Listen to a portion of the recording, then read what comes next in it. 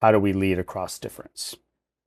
Because we want to value difference and we want people to have positive interactions with each other.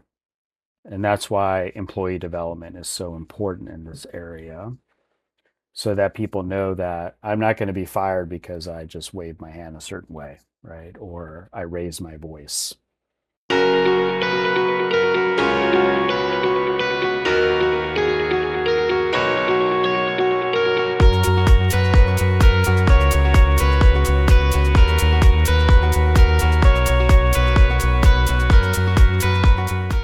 It's a brand new concept to the organization where it hasn't happened in the past. I would say don't do this on your own. You need to bring in an external facilitator to create a space where people feel like they can share what they've been experiencing, because there's going to be a power dynamic, right? That you want to plan for, and that requires an external person.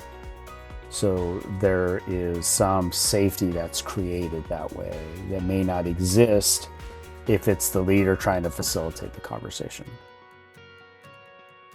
That requires an investment from the organization and for them to see the value in that, to facilitate that process, which some organizations may say, yeah, let's do it. Others are like, I don't want to do that. We got to keep doing what we're doing. And then that's their prerogative. But I believe organizations and teams should create space for that to happen, create that belonging, psychological safety space for them, for their teams to share about themselves, learn more about each other, so that they can develop the camaraderie, the team that needs to be created in order to achieve the organization's goals of retaining talent and meeting their objectives as an organization.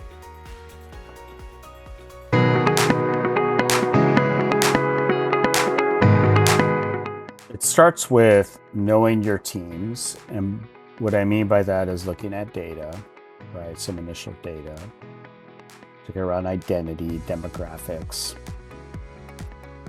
Then creating opportunities, particularly for those in senior leadership, to get clear about their own identities and how it may influence the way they lead. I want to say something now because I think it'll come up. People will ask, well, what about white people? Do they have an identity? And the answer is yes. It's getting clear on that identity and recognizing that they have an identity, particularly a white person, and what does that mean for the way I lead, particularly in a cross-cultural group?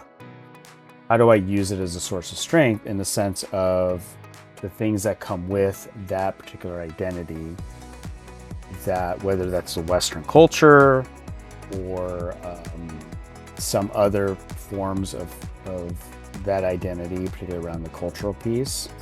And then how do I lean into those and use them as a source of strength? But it starts with leader getting clear about themselves. So I do an exercise called the identity wheel, where I have people recognize which identities are salient for them. Then the question is, okay, if these are salient for you, let's think about examples of how they show up at work for you. And if they don't, why don't they show up at work for you, right? And so that leads to some deep conversations.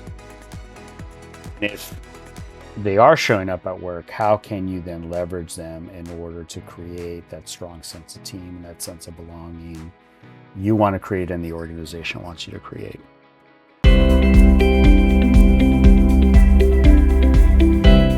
Have you ever been in a country outside of the US? Have you ever visited another country outside of the US? How do you feel when you find another American? Oh, Joe, like there's a connection. Like I'm gravitated towards them because they understand I'm an American in Italy. I don't speak the language, so I have someone to speak the language with. It's the same thing in organizations. People are looking for people that they can relate to, and identity can be a part of that. whether it's ethnic identity, whether it's gender, sexual identity, whether it's faith identity.